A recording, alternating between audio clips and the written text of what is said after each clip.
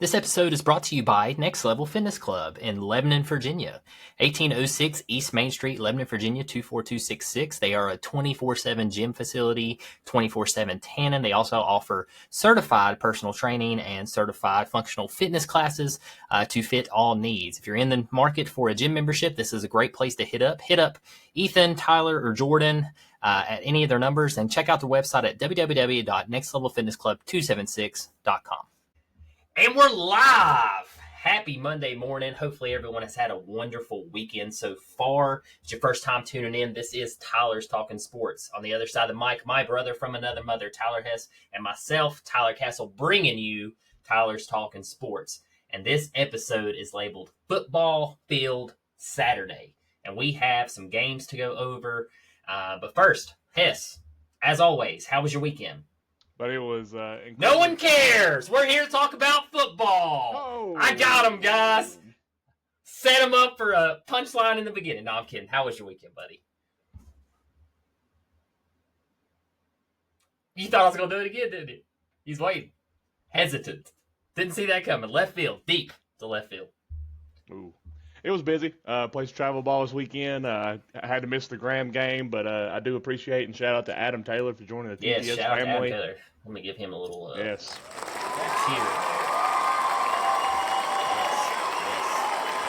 He did great. That was nice. Yeah, you all did very well.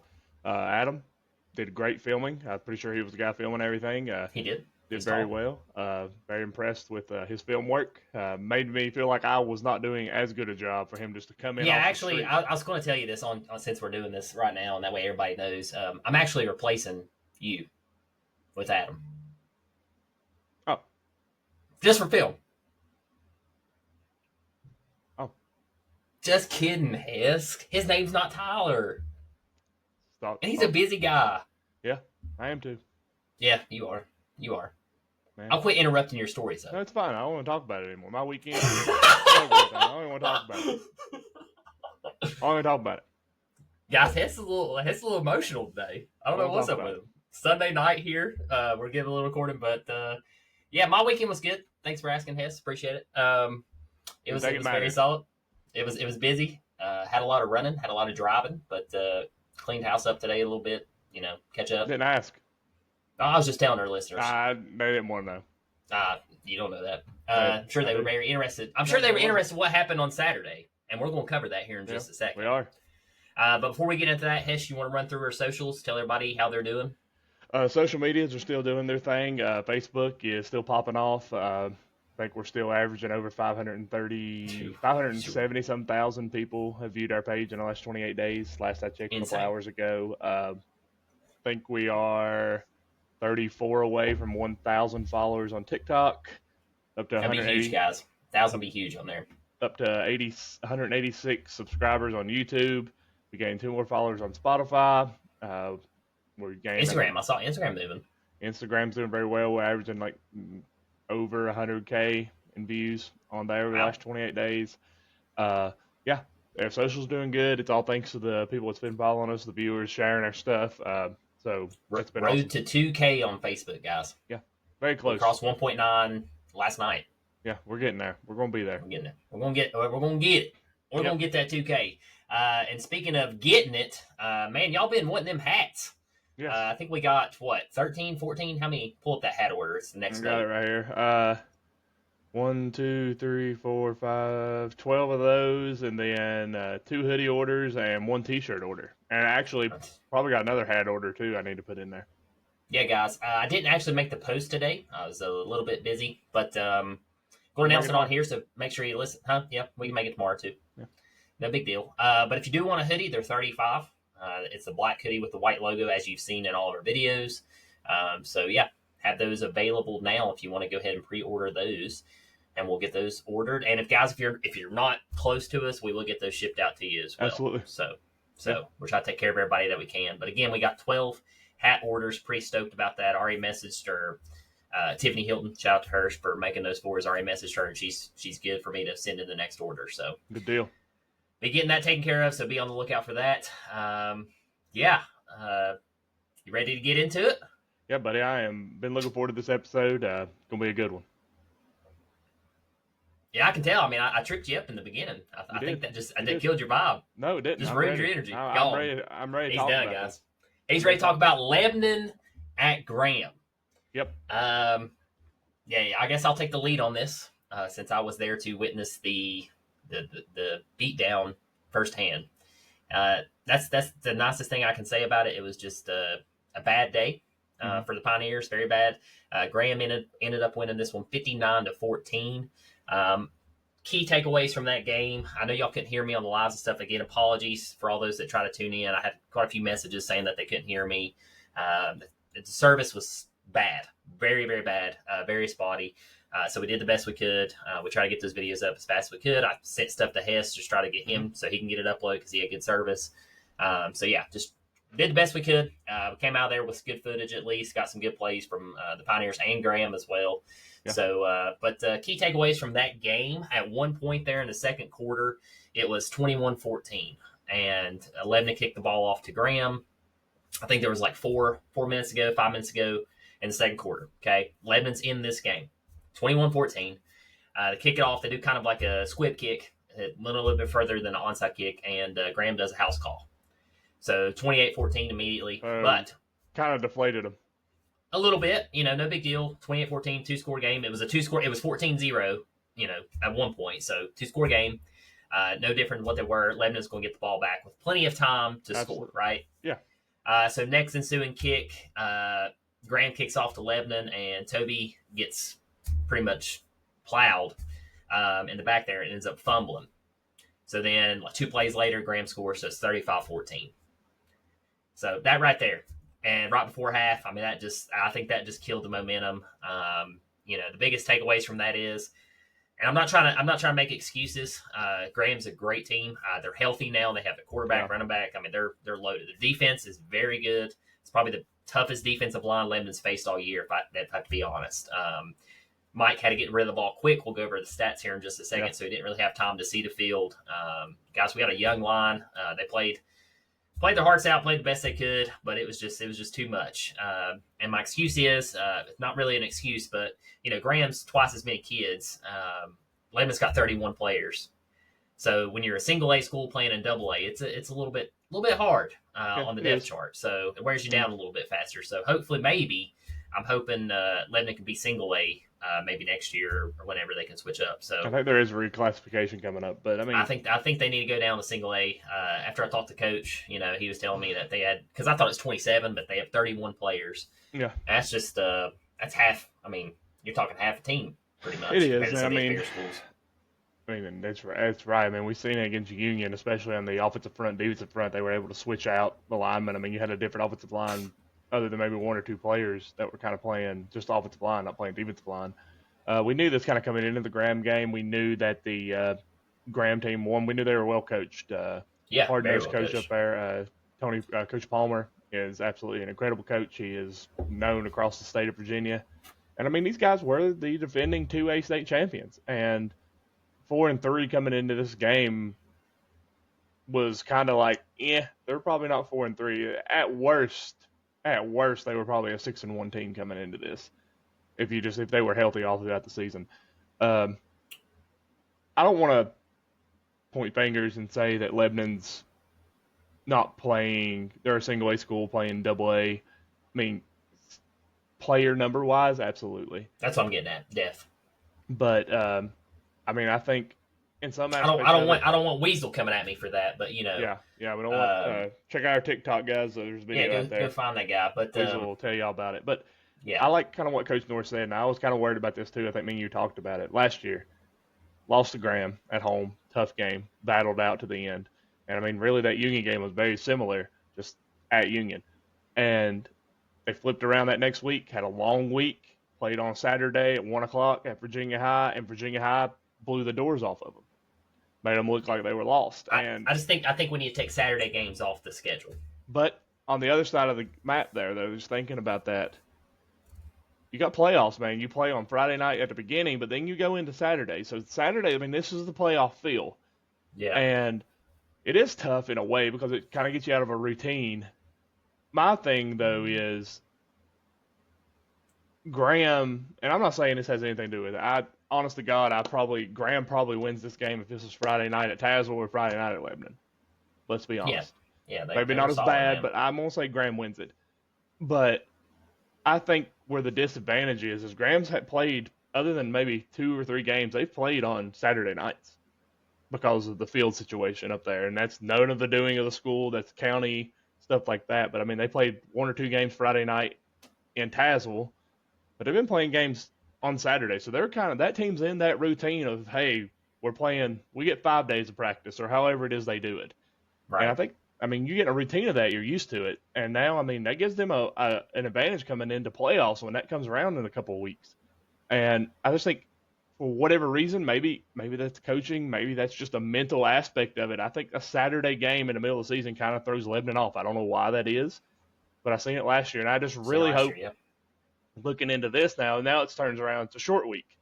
Like it Yeah, went from a long week. we Now got we have Virginia High Thursday. Yeah, it's a short. It's not even a normal week, so it's 2 weeks in a row that were. And I mean, really, if you really think about it, they had the bye week where they had nobody, then they played a regular week. Now the long week. Now they go into a short week playing on Thursday, and Virginia High's no slouch. I mean, no, yeah, it's gonna be a tough game. they lost 45-0 to Graham, but up until that point they were dominating everybody they played, other than the Tennessee High game, and they're 2A, and I'm pretty sure they got 40, 50 kids on their team. Right. So Virginia High is going to be tough. It is at home. It's going to be an electric atmosphere here at Harry Stewart Field. But I really think the kids don't. I don't want to see Lebanon come out dead. I don't want to see them feel like that the season's over or we didn't beat the 2 best teams we played so far. Because now they're hearing the chatter in the background. Oh, Oh yeah. Lebanon ain't played nobody up until they played Union. They played a weak schedule. Da da da da da. Here's my thing. You got the best quarterback in the state of Virginia. I don't care. Nobody can argue that to me. I don't give a crap what anybody says. There's not a better quarterback in the state of Virginia than Mike Reese on that football field. And you got one of the best wide receivers in the state of Virginia, and even statistically, in Toby Baker. You got Lane Jesse, who can just dominate a game from both sides of the ball. You got a defense that has came.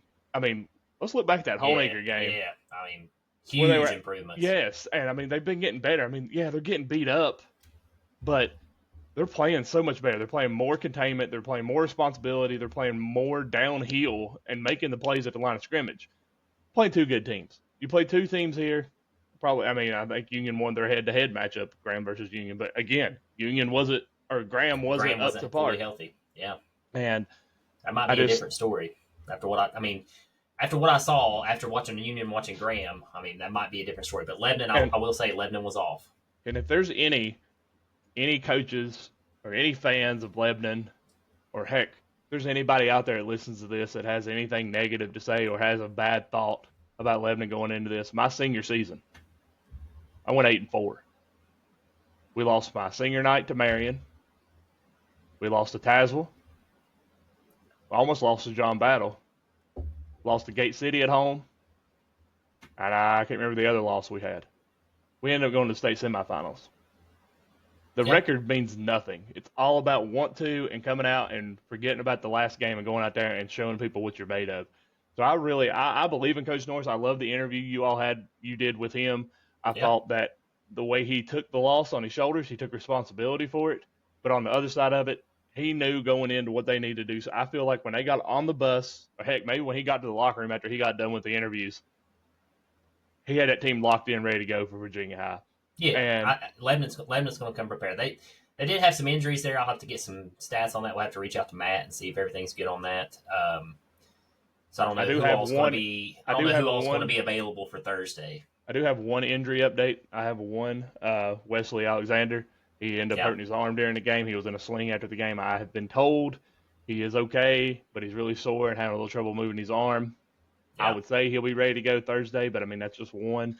You did talk about some other injuries that happened during the game. Don't want to speak on those because we don't know clarification on anything that's going on. But, I mean, I feel like Lebanon's going to be ready to go. But I also think on the other side of it, Virginia High, Coach Patterson is an incredible coach. I also know, and a couple other coaches, that's a good team over there in Bristol. And they're wanting to come here to Lebanon and continue to control this. Like Coach Norris said, they beat them twice last year. I think Virginia High's on a 3-game win streak against Lebanon. I could be wrong about that, but at least, I mean, they won the last 2. And they want to come here Thursday night and send a message. And it's going to be, here's my biggest problem. I mean, we can move into the Virginia High game and talk about it. Me and you've looked at it. We're kind of a little nervous ourselves because looks like it's going to be cold. It looks like it's going to be really rainy. It's supposed to, what, high is 48? High right now is 48. It's And dropped. rain. It's dropped every day this week. It's been as high as 55, and now it's down to 48. But they're calling for a 90% chance of rain. We already know what that kind of leads into. That's a sloppy run, defense-ridden type game. And other than one or two games this year, Lebanon's run game hasn't been there. So we're going to have to see that run game Thursday night, and Mike's going to have to be careful with the football but make precision passes to get everything open. Yeah. So it's going to be classic football weather Thursday night at Harry Stewart Field. I'm excited about being there. Castle, looking ahead to the game. You were at the Graham game. You seen the kids after the game, and hats off to you, man, for, I played football, and I suffered big-time losses. Granted, I didn't have podcasts around me. I didn't have news people coming up to me much. We lost the game. I just wanted to get back to the locker room, get on a bus, get back home, or get to my family, get to my friends. I didn't want to have to answer questions about a loss. So hats off to you for going and just getting an interview with Coach Norris and letting the kids take that time to handle that loss the way they need to instead of putting them in front of a camera. So good job there. Absolutely. But looking into the Virginia High game, what's one big key with Lebanon that we've seen over the last 2 weeks you would like to see them probably do better going into Virginia High? And what's one thing that you would like to see them maybe exploit more as far as defensively or offensively? Something that I want to see them improve on, they were going offsides a lot on a hard count. Graham, quarterback, was getting them on a hard count 5 or 6 times, probably in the first quarter. They jumped offsides, and then they just continued to do it the rest of the game, and Lebanon still jumped offside. So I don't know if Virginia High has something like that. Everybody can do a hard count. You can teach a quarterback how to do a hard count, so it's not impossible. Right. But that's one thing I noticed from this game is a discipline. A little bit more discipline when you're on the road. Thank God they're coming back home this weekend, or this Thursday. I keep wanting to say this weekend, but this Thursday. So tighten up on that. Pay attention, be locked in, be ready to go for the game. And what was your other question? Exploit? Yeah, so what's something maybe not exploits the word, but something you've seen Lebanon do, but you want to see them do a little bit better with, either defensively or offensively? Something I've seen Lebanon do is something I want to see them do better. Give Mike more time. Block. Let's see a little bit better blocking game. If Mike has another second and a half, Toby's getting open, Luke Garrett's getting open, whoever else is out there. There's time. He needs a little bit more time. If he's trying to scramble out and try to fight for his life and, taking beatings left and right, I mean, it's just not a case. It's chaos. So that's one thing. Give me a little bit better blocking this game as well. I want to look back, too, at the Union game. I feel like it's when we start seeing this formation, and I think based on some of the videos I've seen, Lebanon kind of went to this where they've had Jesse out in the flat, and then they bring him back in, or had him in and then bring him out. I like that, but I would like to see. And again, guys, I'm not here to coach. Coach Norris is the man. He knows what he's doing. I'm just giving my input here. I would like to see a little bit. Hey, bring him in, run him back out there, and throw something quick to him, because we know what Lane's a very good receiver as far as catching the ball. He's a downhill runner. Too. But also, I'd like to see him do that and then do it the opposite. Have him out there, run him in real fast, snap it, give it to him right up the middle. And I feel like you do that a few times, where they kind of say, okay, Lane's out here, it's a pass. We know he's probably going out here to lane in the flat. Stack the box, yeah. Let's get him up the middle. Maybe keep that pass rush a little more honest, because once he beats one of them pass rush, when they're blitzing and they're trying to get, because they're looking based off the last 2 games, I'm sure Virginia High is saying, guys, we can get to Mike, get through this line, we're going to disrupt that offense. I feel like if we can get Lane going and get those linebackers to play honest to defend that run, that's going to give Mike the time he needs. But I personally think, looking into this, we need a turnover-free game. Yeah. We need a little more discipline as far as flags, the silly stuff. I mean, I'm okay if you get 10 penalties. 10 penalties, Graham, for 68 yards. Yeah, and I mean, I'm okay with, hey, if you're a defensive lineman and you jump off sides, plant the offensive lineman in front of you. Like, if you're going to jump. Yeah. But we have a little more discipline on the offensive line. But the other penalties, like, I mean, you get a face mask, it happens. It's accidental sometimes. But the stupid penalties, the stuff that could have been prevented, which I don't know exactly all the penalties that happened during the Graham game, but they were sometimes I've seen Lebanon kind of lose it. There was a crucial face mask penalty. Yeah. It was fourth and 16. Yeah. Lebanon had him stopped, and they ran a fake punt. Graham ran a fake punt. Had him well before the marker to first down, or first down marker, if I can get it right here in a second. And he grabbed him by his face mask. Yeah. For automatic first down.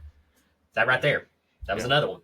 Another momentum swing there. I just think turnovers, Virginia High is going to be a very disciplined team. Patterson runs a good tight ship over there. But I think Lebanon defensively keep doing what they've been doing. I think they've done last 2 weeks. They played 2 premier teams here in Southwest Virginia, and I think they've done very well for what they had to do. And I just think offensive line won it. I think they got the potential. I think everyone on the offensive line could be absolutely incredible. I think just sometimes they get down on themselves, make a bad play, they jump or something, and they get in their head. Want to be the biggest dog out there. Want to go out there and absolutely plant somebody on their hind end and block for your quarterback and make the lanes big enough to drive a Mack truck through. Just keep the tempo up. I think that's a big thing too. The offense can keep that tempo and that rhythm up. I think they're tough to beat, and I like to see them get back to that this week on Thursday night. I think we did. I do too. I feel very confident in it. I do too. I think this will be a much tighter game. I'll say that. I think it will be tighter, but I'm not sitting here. Virginia High is going to be a tough battle. And it's tough. We knew this coming into it when we was like, hey, we're going to these Lebanon games. We're going to follow the football team. This 3-week stretch we knew was going to be the toughest part of the season. We talked about it with Mike. Yeah, we did. And this is the part of the year where we were like, here we go. Well, this is where we're going. Figure out where we at, what we need to do, and what we need to prepare for the playoffs. You win Thursday night, though, and then you go into play Tazewell, and you just go in there and do your thing. Lebanon's finishing the season with 2 wins. And then 2 we're losses. looking – 2 losses. I got you. But two wins to finish out the season. You're going to the playoffs with momentum, and your seeding, you're probably, if you win those, 6. depending on what else happens, you might look up to more of a 4-ish. You get up in the top 5, you're hosting a first-round game. And I would love to have Lebanon have a playoff game out here. That'd be great. That would be absolutely wonderful, that first round. Because, see, back in my day, we didn't have that. You played one, depending on which region you was in, then you went to the region championship. Now you got a quarterfinal, then a semifinal, then a region champion. So you got 3 games. And I would really, really like to see the Union-Lebanon game again. And I think this team can get there. It's just doing what they're capable of doing. I just don't want to see these boys get down, any of them, from freshman all the way to Mike. I don't see them get down and feel like, man, the season's shot. And I don't believe that's there. I believe the coaching staff has got them believing in themselves. I'll tell you it's not there because I listened to them after the game. It's not there. Yeah. So this team fights. I mean, I know they were getting killed, but they were still fighting their last play of the game. Yeah. And I mean, I look at these stats here. That's hats off to coaching too. Yeah, absolutely. I think we got some of the best coaches in definitely in Southwest Virginia, and I think Coach Norris is. We've said hats off 2 or 3 times. We got to stop. Adam's going to get us. Adam will be okay. He's part of this now. He's part of us now. Yeah. He's part of TTS. But I look at the Graham stats here. They did have 39 rushing attempts for 255 yards, 9 receptions for 120. Did have the 1 interception. Lane Jesse had a great pick there in the red zone. That was a really good pick. I love seeing that. Graham, I think this is what Palmer was talking about in one of the interviews. He had done 15 penalties for 170 yards. You got to clean that stuff up. You can't have these kind of penalties, especially trying to make a playoff run, especially in playoffs. You got to be so efficient. There's the big fourth down conversion, the 1 for 4 on that penalty there. So I think Lebanon, for the most part, I mean, you look at these stats, you can see that they struggled against the run. It looked like they did very well against the pass. But then you go back to Lebanon, there's just no rushing game there. 23 attempts. Well, I'll say on the pass, they only threw the ball like right there 9 times. Yeah. The entire game. I mean, this is the big thing here. I mean, you look at Lebanon, they threw it 26 times, but they only had 8 completions. That's just credit the DBs too for Graham. Yeah. Yes, absolutely. They were knocking down balls. I mean, it was good. Very well coached team. Graham is perennial. Yeah, I was always glad we never had to play Graham back in the day when I was playing. So I couldn't imagine what it's like. To me, I feel like that's when we used to play like Giles or the big tough Clintwood teams. So Lebanon, they were good, man. Lebanon's gonna be fine. Going to Virginia High, bringing Virginia High. It'd be a little closer, but they were that 14-point swing. I swear that killed them. It killed them. They killed the drive and killed the oh man. After that, it was just like a balloon, air deflated. Just gone. But gone. And two, that Graham's really quiet. I don't know how to explain it. The stadium, of course, the home side's got the seats, And then they do have bleachers for the away side, but they're off the track. So you're like, if you're on the bleachers, you're 20 yards from the field. Yeah. So I mean, it's quiet. So like, if I was talking to you, somebody in the crowd could hear me. Yeah. So that stadium's gonna be super nice when they get it finished. It will be. That's really let me say that, super nice field. I will say that, very nice field. Yeah. Yeah. And Graham folk were really nice. Yeah, they've been very nice. I mean, they've been on our socials, very and nice. So, we appreciate all the information they gave us about the game, the tickets, concessions, how all that was working. Yeah. Last thing I'll say about this game, though, you talked about the defensive backs for Graham. This is 2 weeks in a row. Toby has been double teamed and everything. Double teamed this entire game. But I do think we're going to see it again. We're going to see it again Thursday. Yep. But I think you see it 2 weeks. I think Lebanon will have something drawn up to break that double team. I feel like I'm going to go ahead and call it. Toby Baker has over 150 yards receiving Thursday night. I hope so. Yep. Yeah. Toby actually played a little quarterback in this one. Threw 2 passes too. Yeah. Played a few snaps. Last drive. Yeah. Hey, that's what we got to do. That's when he texted me. He's like, "Who's in a quarterback?" I was like, "Toby." You're like, "No way." I was like, "Yeah, swear." No way. Yeah. Toby's in. Lane Jesse led Lebanon in tackles with 6.5 tackles on the game. Luke Spencer finished. He had a very good defensive game. I'll give Lane credit there. Toby Baker had 6 tackles for Lebanon as well. And then we had Luke Spencer with 2. Lucas Peck had 2.5. Braden Hill had 3. Hayden Sears had 3. Luke Garrett with 4. Wes Alexander had 2. Brennan Hess had 2. And Brennan had a shot too. Yes, man. he did. He's been doing that. He had that one against Richlands, and now he had this one. Yeah. But I want to say something here, and we'll move on. A lot of people have been giving me and you flack for being Lebanon homeboys or whatever that were. I guess they don't. I mean, we've stated we cover Lebanon. We have. Okay, this defensive list here. 1, 2, 3, 4, 5, 6, 7, 8, 9, 10 of those kids play offense as well. Yeah, that's what I'm getting at. Depth. So you got 31 players. Let me see the Union, or let me see the Graham offensive stats and the defensive stats, and let me see how many players. I mean, I know Keith Chandler. Yeah. I know Keith Chandler. I know Cam Bostic. Cam Bostic. I know he did. I mean, there was a couple more there for Union. I'm sure Graham had some. I'm sure Graham did too. But I mean, it's the 11 on offense and pretty much the same 11 on defense, and even Mike plays defense. So plays defensive end. He was playing defensive end there for a little while and safety. He played DN this weekend too? No. Okay. Well, a few. Yeah, first half. Sorry, first half. Mike's gonna start playing some defensive end. I'm gonna have to go over there and show him how to play some DN. You're gonna have to talk to him Thursday. I'm gonna have to talk to him. He wants to play DN. I got him. He wants to play I don't know if he'll be playing DN Thursday or not. He might be back in that safety position. I like him. I like him in those picks. How the game's going. But looking into Virginia High here, they have 2 losses on the season. I'll correct me there, or 3 losses on the season. Sorry, because they got the Graham loss. They did beat Richlands 32-21 to start the season off. They went on a 3-game win streak there. Patrick Henry, John Battle ended up losing a close one to George Wythe, 34-16. That was the end of the game. I think there was a garbage time touchdown there for George Wythe. The Tennessee High game, we were actually kind of keeping up with that one that day. Tennessee High blew that one out of the water. Quarter. Yeah. 43-7. Then they bounced back to a very close win at Grayson County, beat Tazewell 27-10. Then they lost to Graham 45-0. This game is huge for both programs. The winner of this game is going to the playoffs. The loser of this game is going to have some work to do and hope some other things happen. And this is huge. Right now, this is the biggest game Lebanon played all year. And it's the biggest game Virginia High has played all year. Absolutely. So, guys, it's coming down to this pretty much. Lebanon fans, Virginia High fans, pack Harry Stewart Field up. Fill that thing up. Everybody come by, have a good time. Even though the weather's going to be pretty crappy. Yes, you got stuff you gonna hand out? We're working on it. Working on stuff to hand out. Okay. I don't want to get it all out there. Jump the gun too fast. All right. I don't want to put too much pressure on the wife. She's trying some new things, try to get us some stuff out, and I don't want to confirm that yet. We're working on it. All right. Just checking. That's gonna check your tickets when you come in. Yeah, might be checking them old tickets when you come in.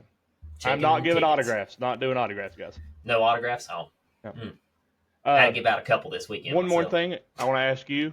Do you think we'll do another episode or anything prior to Thursday night? No. Okay. Right now, busy week. Right now, Sunday night, here at 15 till 9. What's your score prediction for the Lebanon Virginia High game? Lebanon, 28. Virginia High, 24. Ooh. Mm-hmm. Well, I think I'm going to go lower scoring game because of the weather. I like that. I was about to say the weather is going to affect this. I'm going to give Lebanon 24. Okay. Virginia High 10. Whoa. I think the defense is going to come in at home. They're going to control this game, control the line of scrimmage, and win this sloppy, rainy, cold game and send a message that they're ready to play some football and make a big playoff run. Man, I hope so. Yep. I hope you're right. I'd love to see it. I'm looking forward to Saturday. Or Thursday. I'm hyped up for it. Yeah, big game. Yeah, it's gonna be great. I've got the rain jacket already ready. I've got the rain pants ready. I'm ready for the already. Wonder if they'll let me bring a canopy down. By the way, do you need me to charge the mics? Well, since you got everything. Yeah, I got it all. Yeah. Yeah, I can charge it all. I'll make sure I charge it. Yep, you got it all. So charge it. Yeah. Okay. Don't let me forget to bring it. I won't. Because I'm used to you having that. That just don't hit me. I got you. Phew. Also, anything else on that? No, that's it for there. Again, if there's anybody that does listen to us that's new to Tyler's Talking Sports, this is our first time covering high school football or any high school sports in general, other than mentioning it here and there. But if there is anybody out there that wants to send us videos of their kid from anywhere or anything like that, be sure to send that to us. We want Southwest Virginia to get the notice they deserve. One last thing before we leave the Pioneers. Big shout out and congratulations to our 13U team and our 8U team for winning the Southwest District Championship. Absolutely incredible. Proud of those boys. I've actually coached a few of them in baseball, coached a few of them in football, so it was really good to see, especially the 13U boys that are getting ready to move up.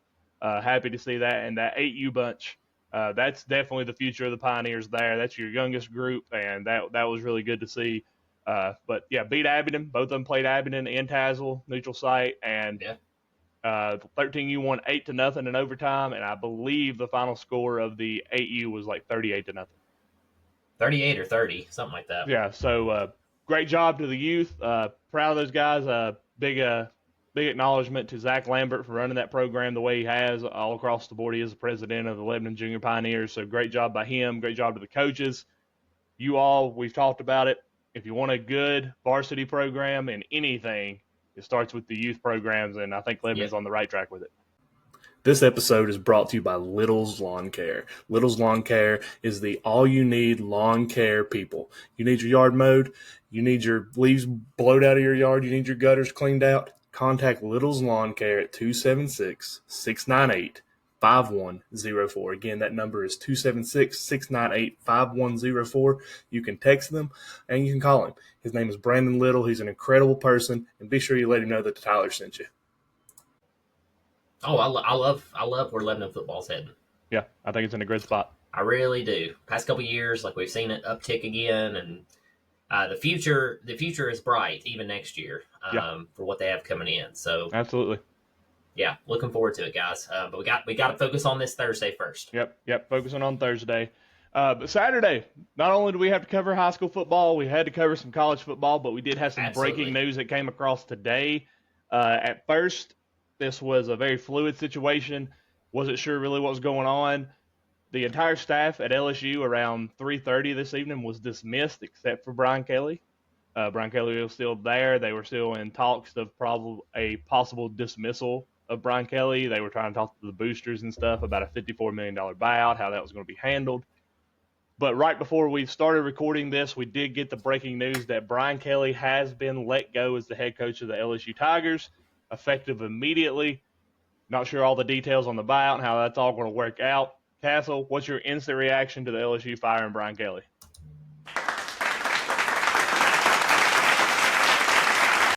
About time. I agree 100%. I mean, let's give Brian Kelly a round of applause. He's getting 50. Is he at 54 million? 54. Guys, I'm telling you, become a college coach, do well at the lower level, work your way up, get the big job, and suck. Yeah. That's all you have to do. Absolutely. Man, how many teams now is this? The most I've seen, especially 10? with the big programs. I mean, you got Virginia Tech without a coach, Florida, you got Florida without a coach, LSU, Penn State. I mean, there's 4 Power 4 conference teams. Arkansas, there's 5. Clemson might be on the radar here soon, Clemson too. could be on the radar UNC there. as well. Yeah, UNC could be as well. I mean, there's a lot. This is the most I've seen during a season. I think this NIL collective thing has really, and transfer portal stuff has really changed the landscape. I think this right here, this example right here, this man's got 3 losses on the season. Yeah. Which James Franklin got destroyed. Well, James Franklin played a tough team. They Texas did. A&M, I've said it all year. I can justify the Brian Kelly firing a little bit more than I can say the James from Franklin. The previous years, yes. Well, like James Franklin, last year was in a national championship game, had one bad stretch. First bad season, really. Yeah, he's really had, and he's gone. I think this is why you see coaches like Nick Saban step away. I truly believe. I think Nick Saban, Coach K, Roy. I mean, I know these are basketball coaches, but Roy Williams, some of these guys that were perennial, big-time blue-chip coaches at these big programs leaving. This NIL transfer portal has changed the landscape of not only college football as a whole with the players, but the way you have to coach and win week in and week out. And Agreed. I've said it probably, how long have we been doing this podcast? 2 years? 2 years now, yeah. I've said it every time I think we've said something about Brian Kelly. He can't win a big game. I don't think I've ever picked them to win when it's been a big game. That's true. And that's just who he is. And I think this was a long time coming. I thought it was a bad hire to begin with. But, yeah, LSU, Florida, Tech, Virginia Tech, Penn State, Arkansas, all these jobs are open right now. Looking at it. Florida State's possible there with Mike Norvell. Golly. It's getting crazy out there. And it's getting pretty nasty. It is. And, I mean, it kind of makes you worry. Like, I mean, you got a team that you cheer for. It's like, have a 3-loss season, I might be out looking for a new coach. I know that's what those Heupel are coaches for Tennessee. They saying that they wanted Coach Heupel gone. Yeah. Just real quick. Makes me a little worried, you know. You just don't know. Real quick, just quickly, because I know this is very fluid and just happened. What's the first name that pops into your head as the next coach of the LSU Tigers? Knowing that these other jobs are open. I don't know right off because on the flip, you know, like I like Chesney. Chesney's got to go somewhere from JMU, but I just don't see him at LSU. Right. I don't think he fits that style, that offense, everything like that. I think we see him more. If I'm Tech, I'm still looking at Chesney. They need to look at him hard because he can recruit the state very well. Also has ties to Penn State because he's from Pennsylvania. So yeah, I think Chesney's probably going Tech, Penn State. I think that's where he's at. As far as LSU, I really don't know right off the top of my head. I mean, I think you need to go maybe Dan Mullen. Let me go there, maybe get a swing at him a little bit. He's coached in the SEC. He's had success. He's doing very well at UNLV, so maybe take a swing there. Might see maybe go after somebody that's retired that wants to come back. Maybe they might. Knowing them, they'll probably swing at Nick Saban. Well, I was going to say something there. I know Saban shot down the rumors this week of not coming back to coach, but people quickly forget he won a national title at LSU before he won one at Alabama. Yeah, maybe. I don't see Coach Saban coming back. I mean, he said he's not coming back. I think he's a man of his word. Yeah, absolutely. So I don't see that, but I'm saying they probably. I guarantee you, one name will be on the list. It's probably already out. John Gruden will be on that list. John Gruden did come out this week and said he is playing the field as far as college jobs. Well, yeah, naturally. He is very interested. Getting some money. He wants to coach next year. He just is trying to figure out if it is the right spot in college or if the pro level is where he wants to be. But right now, he said he is leaning. This was him on his Barstool show. Okay. He said he is leaning toward the college game. He's just waiting to see which opportunities are there and what. He's going to have a lot of things to choose from the looks of it. Right now, I can't really say. I mean, if I'm LSU, I try to get Lane Kiffin before he goes to Florida. That's not happening. If I'm also, I thought it was I get that he had some stuff going on when he was there, but Ed Orgeron did very well there. Go get him back. But if I am LSU right now, I go call the Buffalo Bills and say, bring Joe Brady back. Oh, yeah. Offensive coordinator, right? Yes. Yep. Bring him back. He was offensive coordinator there when they had Burrow and Chase and all them. So bring him back. I think that would be a good hire. But I'll ask you this too: what's the job? If you Tyler Castle are the number one wanted coach in the entire country, out of all the job openings out currently, where do you go? I mean, honestly, I would like LSU. It's a beautiful stadium. Death Valley, very nice, big crowd, a lot of money there in Louisiana. But honestly, I'd probably go Penn State. Yeah. Go Nittany Lions. I mean, a lot of history there, Big Ten, Yeah. premier program. Yeah. It's a good conference. You can recruit well there. That's going to be the domino here. It's going to be who's the first big program to get the coach. And then the rest of them are going to have to get what's next. Sadly, I hate to tell Hokie fans, like, I don't know how this probably isn't panning out good for them, honestly. Hang on just 1 second. Yeah. It's like Castle got the dogs there. If y'all don't know, he's also a Georgia fan, so he got the dogs. The dogs are in the house. Go dogs. That's what Castle got going on in the background. That was Smokey, guys. Actually, Castle went down to Knoxville, stole Smokey. Yeah. That's Smokey barking in the background there. I mean, if I'm a coach, if I'm James Franklin, I take the Tech job and I make them a premier powerhouse. And if I'm Lane Kiffin, I go to Florida. And if I'm LSU, I think you're out of luck. I think you have to find the next big name. Honestly, the reason I wouldn't say LSU, I mean, Oregon, or however you say his last name. Orgeron, thank you. I always want to say Oregon because it's spelled like that. But look at that. I mean, they just ousted him. He won the 2019 national championship. Yeah, but he had those allegations with that female or whatever was going on there. Sure. But I feel like LSU's just like, get out here. Well, I think they got the pressure because they're a good team. I mean, Penn State put up with it for 11 years. Yeah, but I mean, I think LSU's got a different thing. They were a national championship contender pretty much year in and year out. They won a national championship just a couple of years ago. They got money. They play Alabama every year. They play the big programs in the SEC every year. They're one of the most – you think college football, I promise you, if I say name 10 college football teams, you name LSU every time. Without a doubt. I think the pressure's just there. It'll be interesting to see what happens with all this. But moving on, guys. They'll get a big name. Let me say that. You know, Dabo may leave the Tigers and go to the other Death Valley. Who knows? Nah. But AP poll came out today too. Had some couple little changes here. Vanderbilt up to 9th, the highest ranking they've been since 1941. So hats off. 41. That's for you, Adam Taylor. Wow. Vanderbilt 9th. Georgia Tech up to 8th. So that's pretty cool. Ole Miss at 7. BYU tearing it up, man. Team nobody's really talking about. Probably may have the best freshman quarterback in the country at BYU. Because if you don't forget, BYU had top quarterback there. And he got in trouble for some school stuff, and he ended up leaving, so they had to go to a true freshman at quarterback, and BYU sitting there at 11. This AP poll has got it doubled on here, but, yeah, they are 11. I think they're actually tied for 10th. I think the polls, the way it voted, they're tied for 10th with Miami. What else we got here? Texas up to 20 after a very close comeback win against Mississippi Talk about State. A comeback. 24-point fourth quarter. Yeah. Virginia holding on there. I think other than Georgia, who would have thought at the beginning of the year that Georgia Tech and Virginia would be your highest rate? Or Miami's there too. Miami is there. Well, everybody had Miami there. Yeah, Virginia would be up there. First time Virginia's been up there, what, in like 10 years? It's been a long time. I'd have to ask some Virginia fans there. I mean, I guess you could count Notre Dame since they play ACC and everything but football.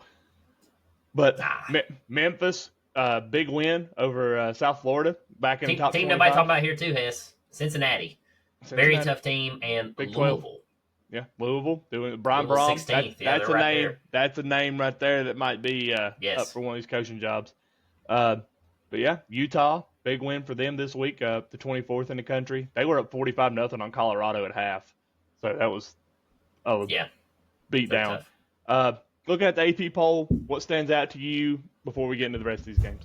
Memphis cracks top 25. Very, very tough team. They had a 11-point comeback to beat USF. I know USF missed a field goal to tie it to go to overtime. So good, solid win there. The USF Bulls are a tough team, so they came back from behind and ended up winning that one. Memphis is tough, so I do like seeing them there. Vandy's the real deal. I think we know that. I will say, though, old Pavia needs to calm down a little bit. He didn't have like a crazy good game, but, man, he knows how to talk. I like it. Yeah, he's very, very confident in himself. I say that. So those two things, and Indiana is the absolute real deal. Loved what I saw this past weekend with UCLA. Loved every second of it. Why? So, why? Just because, So just because. I need this no to be reason known, why. guys. I just loved it. His 56-6. I need this to be known. UCLA guys, if you don't know, had the former quarterback for the Vols. We don't have to mention his name, so maybe that's why. But also No, he mentioned the big win Memphis had against USF, who he said was a very good football team. If you don't know, their former head coach was a Tennessee Vol. So they're ranked 17th. Okay. Yeah. Just saying, they were ranked 17th. I don't want people coming at you. That's all I'm saying. I don't want weaseling in here on you. I don't care about Weasel. But Weasel, little pipsqueak. The one thing I'm looking at here, I think, outside of the top 5, I think the best team on this board is sitting there at 8 at Georgia Tech. Georgia Tech's tough. Georgia Tech, Haynes King. They had a couple games there though. They have were close. So they have, but Haynes King, when healthy, when that kid is 100%, they're tough to. Or he plays like Johnny Manziel did. Yeah. Like the more pressure you put on him, the more you hit him, the better he gets. One game you didn't have on here on our notes that we're getting ready to go over: Alabama and South Carolina. What could have been? Yeah, I didn't have that on there. Yeah, you don't have that one on there. I meant to have it. I forgot to put it on there. But yeah, South Carolina ended up winning that game 39-32. Or sorry, Alabama ended up winning that game 29-22. Let me get it right. Yeah, fumble there by Sellers. Just kind of killed it. I mean, Alabama marched down the field, scored a touchdown. Game over. Giovanni Bernard across the edge there, down the sideline. Yeah. Yep. How about the students for South Carolina getting ready to rush the field and took down the goal? I saw the goalpost. Did you see that? That was already taken down by the field crew, so they didn't break it. Gotcha. So they were prepared. Yeah, they're preparing. Yeah. Yes. Yeah, a little too soon, guys. You can't never count out Alabama. That reminded me of that time that Kentucky thought they beat Alabama back in the early 2000s, where they dumped the coach. They with Gatorade and they ended up losing. Well, so Alabama's good we saw it last year. They stormed the field and then they realized the game wasn't over. Yeah. Yep. So Ole Miss game. So. But yeah, AP poll though, looking at Georgia Tech, Vandy, BYU. That's 3 legit teams right there. Yes. Very much so. But we talked a lot about Saturday, but Friday night we had a big game. It was a big game here in Southwest Virginia, there in Blacksburg. 5-2 Cal Bears traveled to the 2-5 Virginia Tech Hokies, and this game was weird. Hokies found a way to win, man. They really did. Come back. Yes. They were down pretty big at one point. Yeah. It looked like Cal was just going to run away with it, but the Hokies found a way to win. Double overtime, 42-34. Drones finally played. He had 5 touchdowns. I know that. He had 5 touchdowns to finish the game off. He had 3 passing, 2 rushing.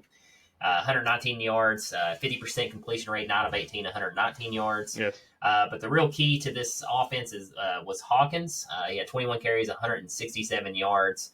But yeah, I cannot say the quarterback for Cal's last name. They called him like JST or something like that. That's what the announcers were calling him. Sagapolatole. Yeah, they weren't even pronouncing his last name. They were just calling him by like his initials, I guess. But he had a good game. He looked pretty good. 24-39. And then that De Jesus, he was a stud. 8 receptions, 86 yards. He was tearing up Tech in that first half. Yeah.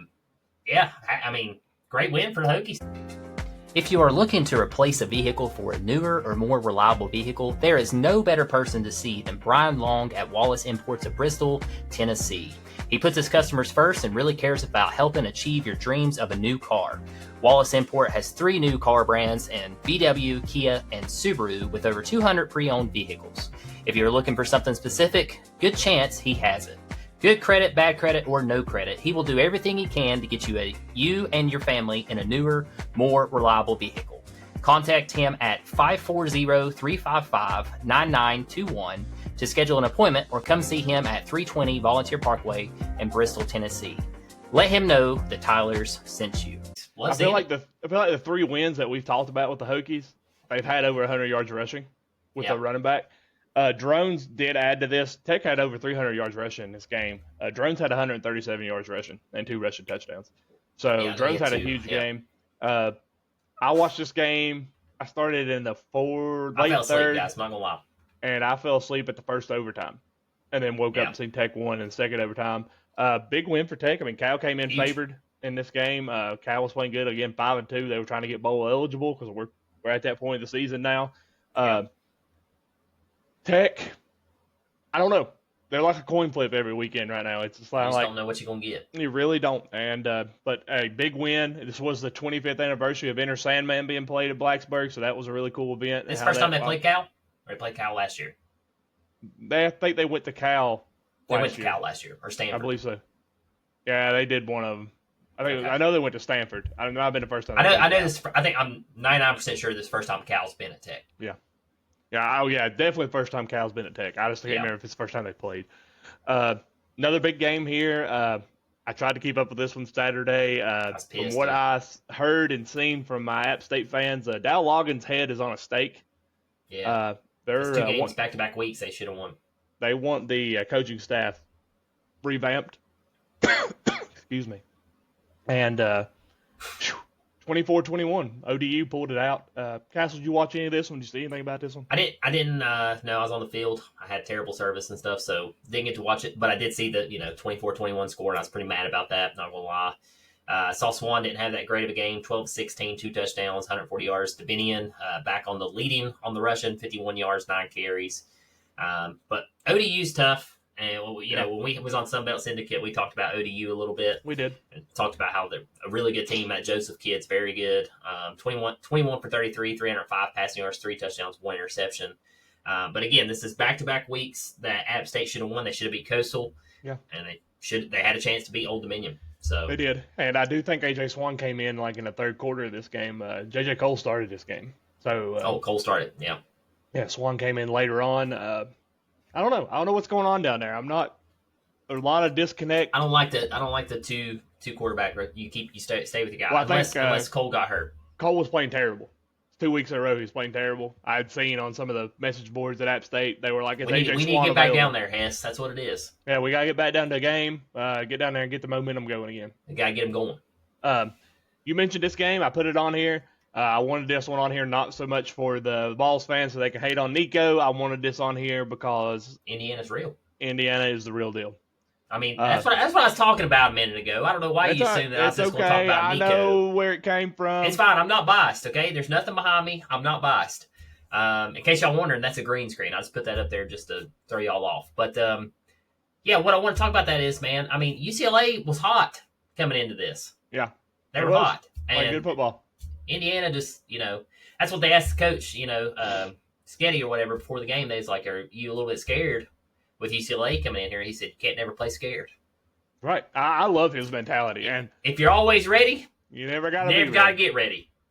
Here's my thing with Indiana this year. A lot of people were saying, well, it's the same Indiana as last year. No. This defense they got is very good. I seen it in that Oregon game. I was texting you during that Oregon game. The offense is doing what they had to do. The defense plays very sound football, and they knock the absolute crap out of people. They play a very good defensive style. I mean, first pass play of the game for UCLA was the interception, pick 6. Yeah, I mean, that defense is phenomenal. Mendoza is just padding that Heisman stats right now. He was 15 for 22, 3 touchdowns, 1 interception. E.J. Williams Jr., he had 5 receptions for 109 yards and 2 TDs. Indiana won all facets of the game. Oh, facets. Oh, you want facets? I thought you were going to say aspects. Either or. Yeah, either one. I'm excited about this next game. I want to take the lead on this one. Sure. Big game at LSU. Very big game. Had a top 5 ranked opponent coming in to Death Valley. It was a night game. LSU doesn't lose night games. But you know what? They got Brian Kelly as a coach this past weekend. They don't have him anymore, but they did here, and we knew this was going to end up happening. Texas A&M dominated. They were more physical. They wanted it more. They wanted it. And the big thing here, the motivating tool here, I've been doing some research on this one. Brian Kelly fired the strength and conditioning coach 2 years ago from LSU. He left and went to A&M. He motivated this A&M team to go into LSU and absolutely dominate them on everything that came to physical football. And they did that from the get-go. Marcel Reed, another incredible game, 202 yards, 12 for 21, 2 touchdowns. Did have 2 picks. Where's he at in the Heisman ranking? He's up there. Got to be up there. He's up there. I'll see if I can pull one up here in just a second. Nussmeier, I watched some of this game. That boy has no offensive line.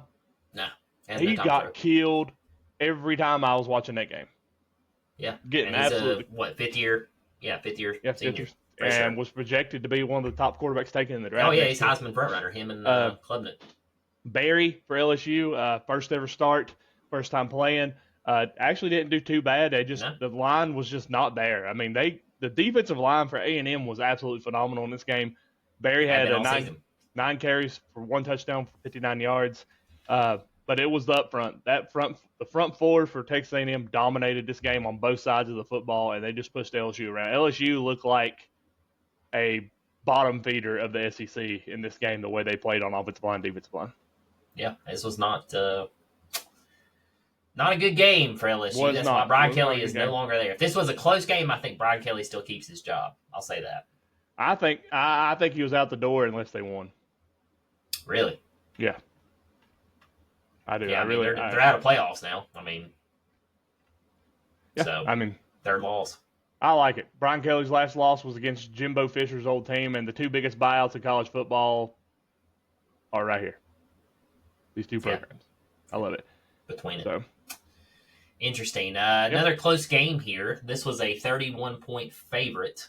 It's funny because I told Mr. Taylor on the ride back from Graham that this game would be way closer than that spread. 21-7, Oregon does get the win again against Wisconsin. Mm-hmm. I knew it was going to be a heavy defense game. Wisconsin's always got a good defense. Oregon struggled, honestly. This was Moore's worst game, probably.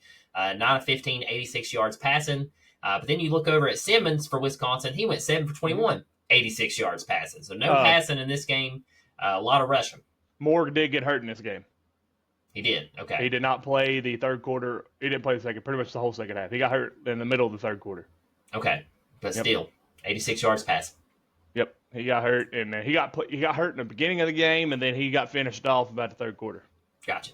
Yeah. Davison did carry the weight, though. 102 yards rushing, 16 carries, 2 touchdowns. 21-7, scrappy win. Found a way to win. On to the next. Wisconsin has not been. Had nice jerseys. I'll say that. Very nice jerseys. This always.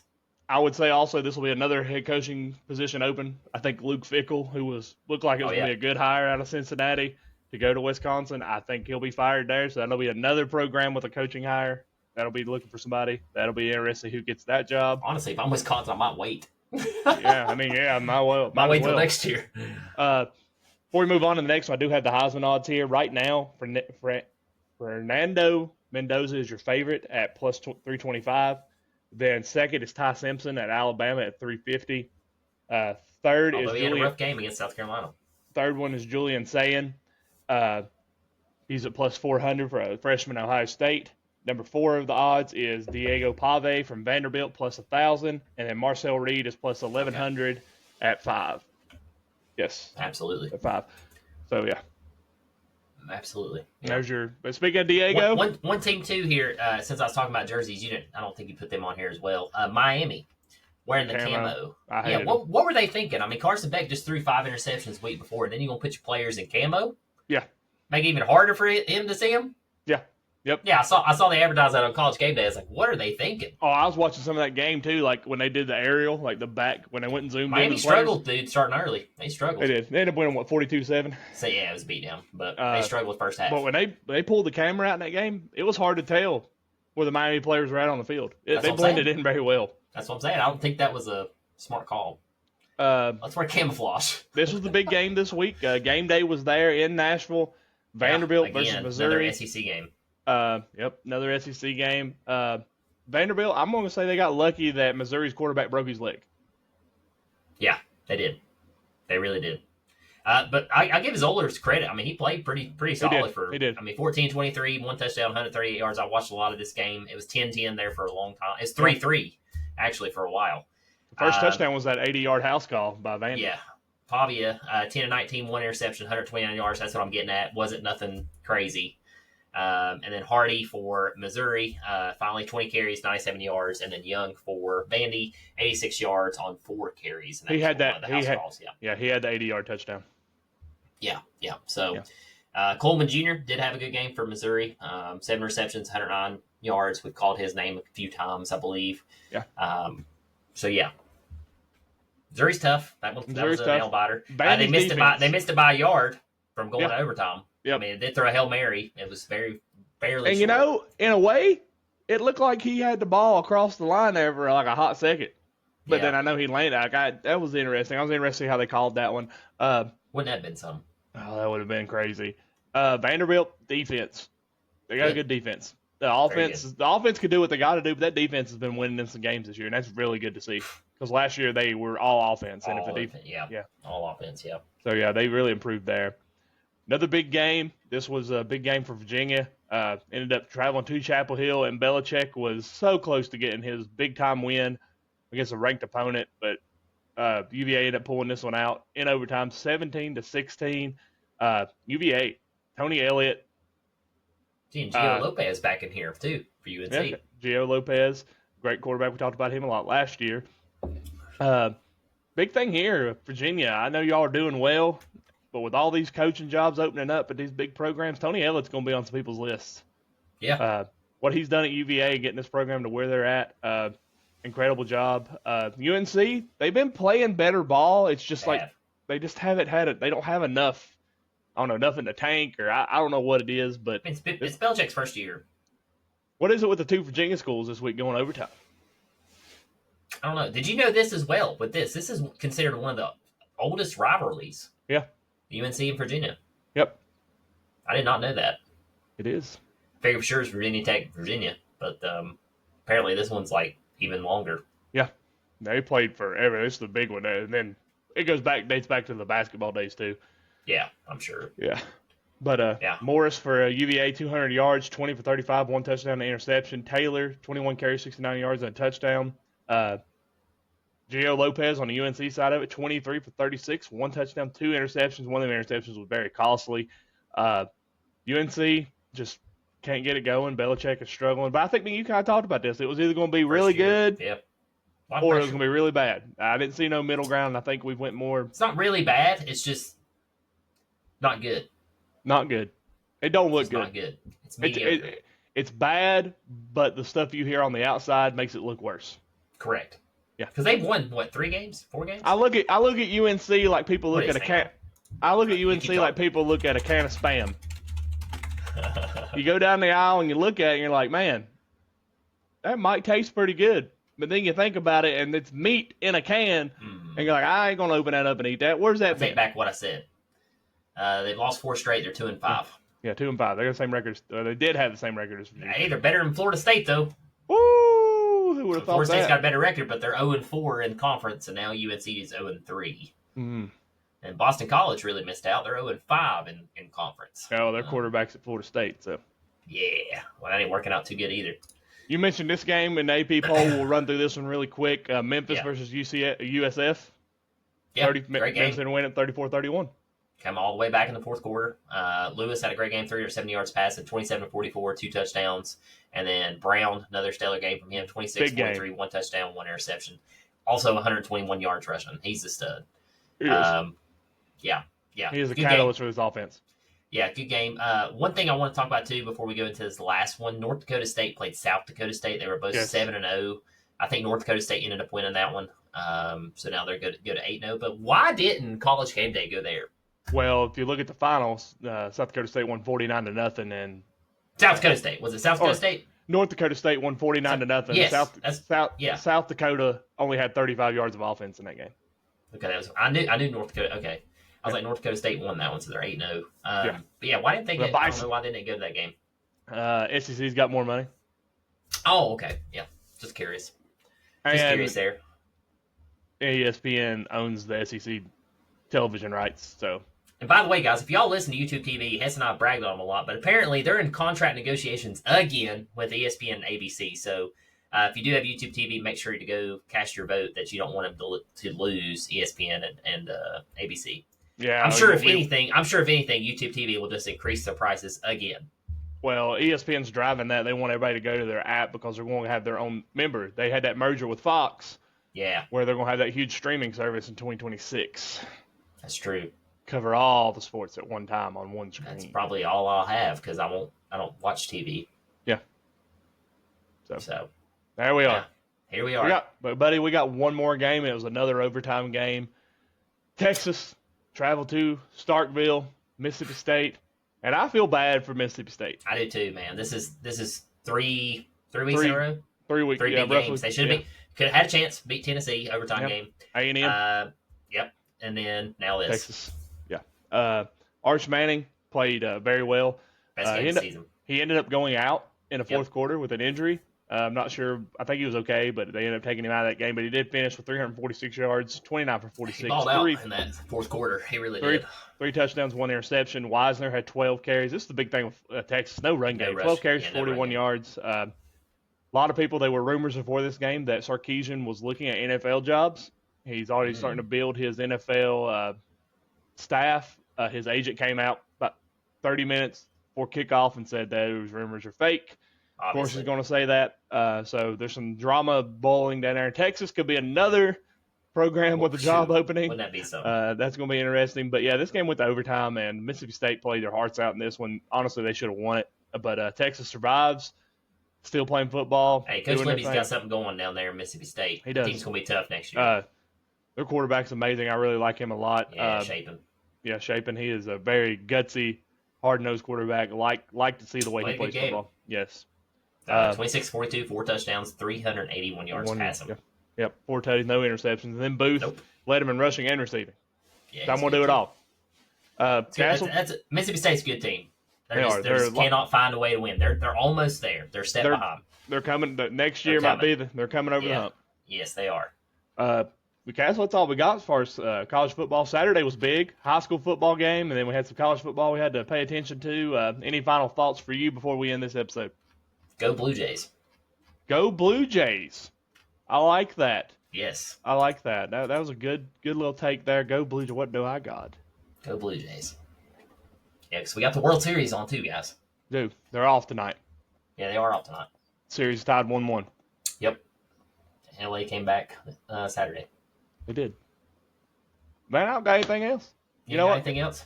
Go Pioneers. Beat the Bearcats. Beat the Bearcats. Y'all have a great week. Yep, see y'all. See ya.